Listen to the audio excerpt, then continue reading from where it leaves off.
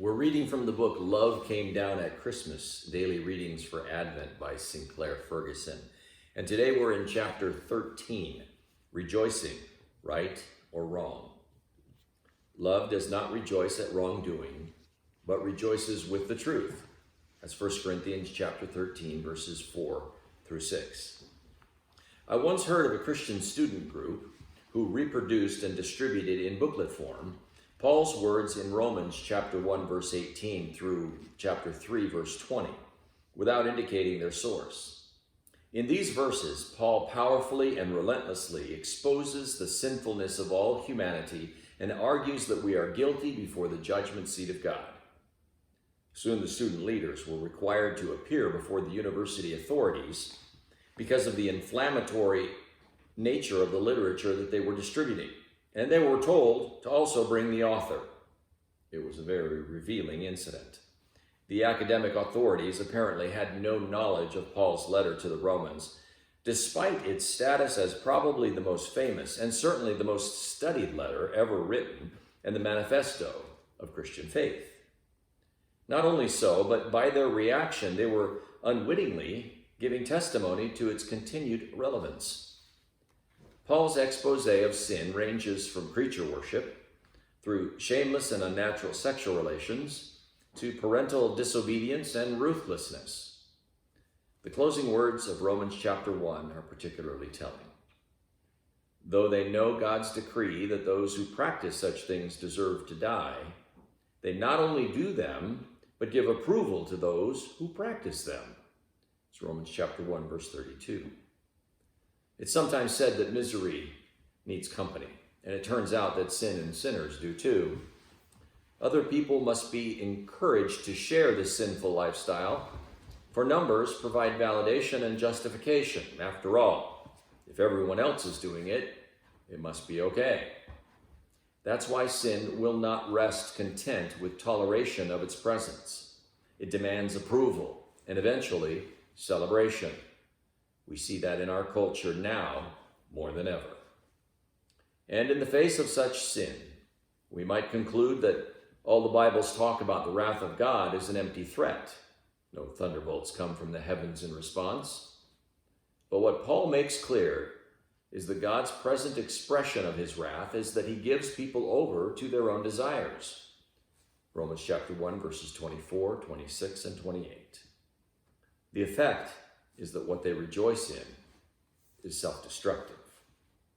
As C.S. Lewis notes, the words, "Thy will be done," can be the most terrible in the universe if spoken by God himself. Christian love moves in a very different direction.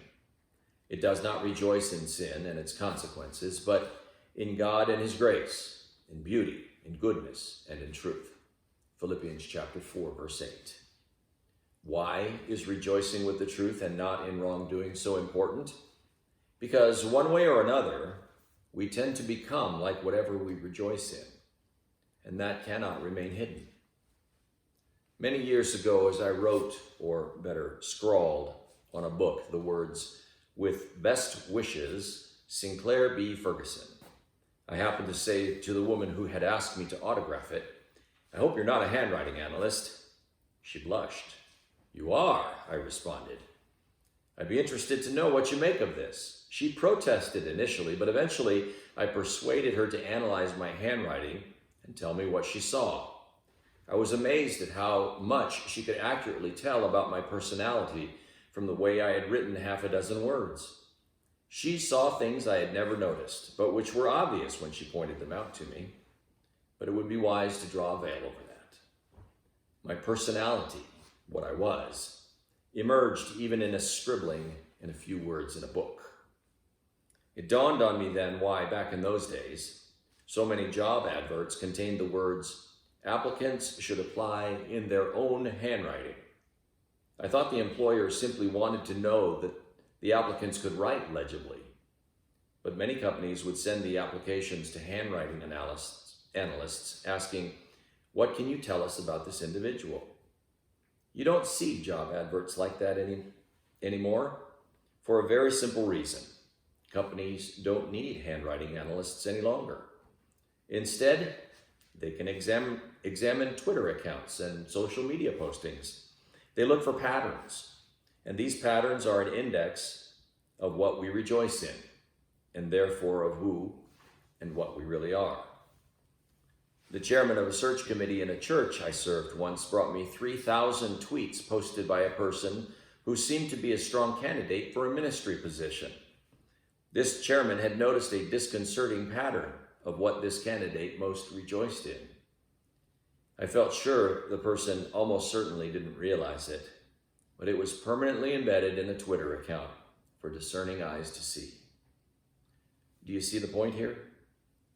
Who we really are emerges in the trivial and incidental details of our lives, in our handwriting, our tweets, and in 1,000 other ways. And what we love, what we rejoice in, leaves a permanent mark on our characters. We can never ultimately hide it. Followers of the truth rejoice in the truth, and that never remains hidden. So, what do you most rejoice in? In the truth, or in the fact that you won the argument? In the signs of God's generosity to you in a work situation, or in the thought of your own reputation being advanced? In the growth in character you see in your children, or in the relief that they didn't embarrass you in public? Do you not rejoice at wrongdoing? More pointedly, do you not rejoice at wrongdoing even when it happens to someone who has a job you would like, enjoys the admiration you covet, or, for that matter, was guilty of wrongdoing to you? And if we are people who rejoice with the truth, then it will be the truth of the Christmas message that our greatest joy this time of year, even when there are so many other trimmings to enjoy also. This is the central truth that is worth rejoicing in this Christmas. The reason the Son of God appeared was to destroy the works of the devil. 1 John 3, verse 8. Despite the opposition of the prince of wrongdoing, Christ successfully undid all the wrongdoing that began with Adam. Romans chapter 5, verses 12 through 21. The devil is a liar and the father of lies. John 8, verse 44. Yet grace and truth came through Jesus Christ. John 1, verse 17. The message of Christmas is that Jesus came to a human race that had exchanged the truth about God for a lie. Romans chapter 1, verse 25. What lie? Genesis 3 explains. The lie about God's word and character. The lie that he is not wholly good and kind, and that his word is not to be trusted. In Jesus, God has exposed that lie for what it is. He gave his Son for us. He thus shows his love for us. Romans chapter 5, verse 8. In his coming, not only did the righteous die for the unrighteous, but the truth conquered the lie. When we see this, we understand why it is that love rejoices with the truth. It isn't simply a matter of wanting to tell the truth. It is that we have come to know the truth, and it has set us free. John chapter 8, verse 32. We love the truth, and we become like what we love. Better, we become like the one we love. The one who was cradled in the manger is the truth. He said so himself. John chapter 14, verse 6. John saw it. Grace and truth came through Jesus Christ. John chapter 1, verse 17. And when we rejoice with the truth, then we begin to rejoice in everything that is true. Only then are we set free from loving and rejoicing in wrongdoing. Let's reflect upon what we just heard.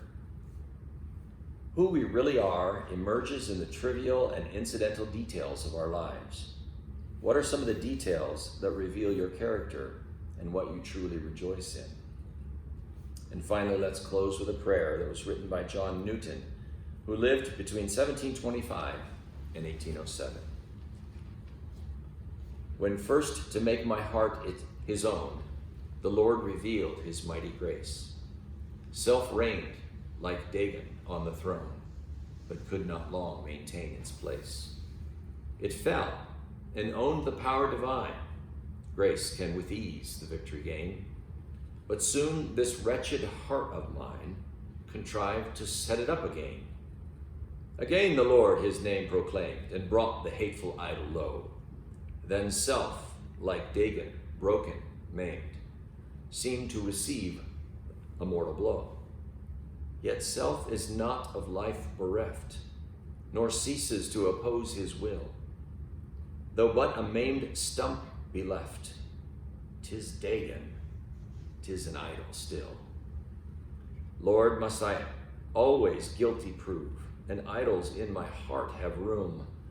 Oh, let the fire of heavenly love the very stump of self consume. Merry Christmas.